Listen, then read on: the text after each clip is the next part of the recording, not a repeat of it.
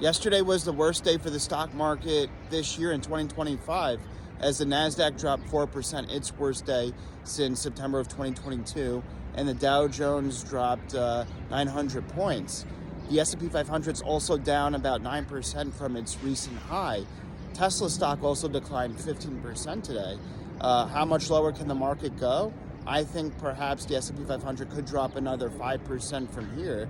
I don't think the sell-off is done yet. Trump said on an interview with Fox and again on Air Force One, he was asked about the chances of a recession, and he dodged the question, saying that we're in a transition period. So, look, I think the Trump administration is okay with some short-term pain and transition in the economy in order to bring interest rates down. In the meantime, though, I think the stock market could certainly drop further. Obviously, we have to see what happens.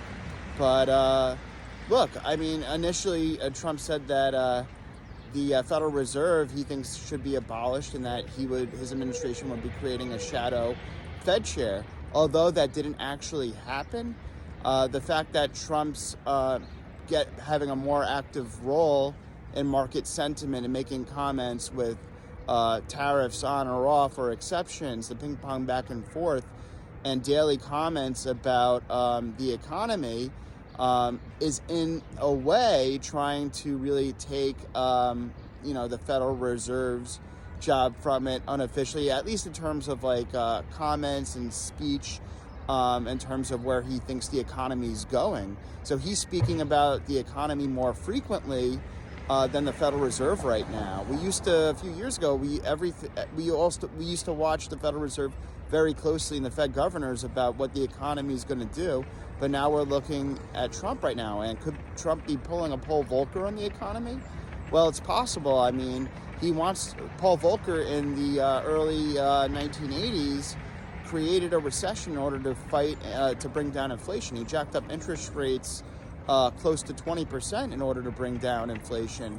And although Trump obviously isn't the Federal Reserve, he still sees inflation as a problem and high cost for Americans. In order to do so, he wants to create an artificial growth scare and some uncertainty with these tariff policies in order to do so. And maybe that'll work. We don't know. It is bringing bond yields down, and that'll filter into loans for businesses and consumers and mortgage rates, etc. Is that giving him too much credit? Perhaps. That's a chess move, maybe thinking a few steps ahead.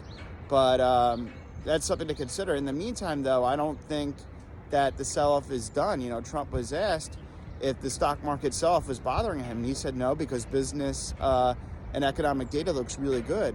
Well, I hate to break it to the administration, though, that although the current data looks good, if you start having all this uncertainty and the market declines like this, the market is a leading indicator. So although economic data that's backwards looking looked good, if new data is not looking, or if the uncertainty and the back and forth of policies is causing the market to decline, that will eventually take over economic data, because the stock market and current comments are current data.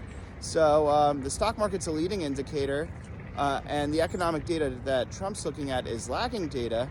I think that, that's economics 101. So I think that they should be a little bit more careful in their language. They don't want to spook. If you spook the market, that will eventually filter into the economic data with all this uncertainty. Also Tesla, as I said, was down 15%, partially due to this growth scare and tech stock sell-off. Tesla's now down 50% since its recent high. And, a lot of this is due to Elon's visible role in the Trump administration and Doge cuts. You could argue whether or not they're warranted, but, it's really alienating a lot of liberals and Democrats who want to promote climate change and EVs with some of Elon Musk's comments and involvement with the Trump administration. Maybe he should be less visible a little bit. He's a little bit too involved.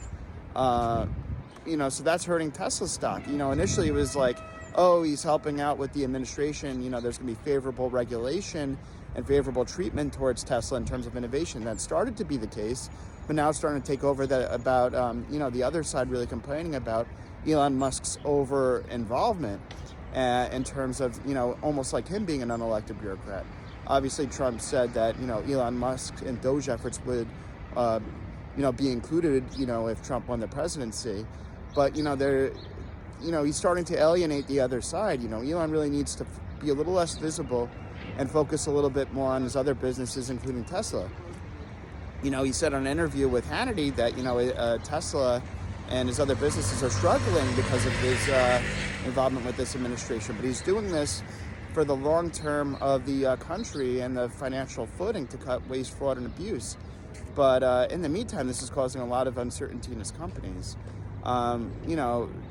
President Donald Trump said in a post on Truth Social that he's going to buy a Tesla now to support Elon. This was very early this morning. And then Sean Hannity said that he will buy a Tesla Model Plaid S in order to support Elon. So maybe this is a bottom in Tesla stock and try to rally, the Trump and MAGA supporters into Tesla. Who knows? But I think Elon Musk should be a little less visible in government and focus a little bit more on his companies.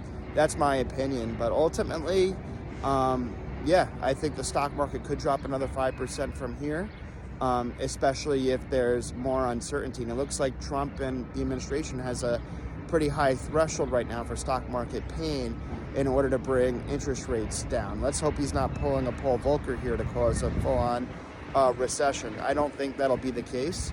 At the same time, interest rate cuts are starting to be priced into the market, and with the odds of a May rate cut coming back. So let's see if that happens.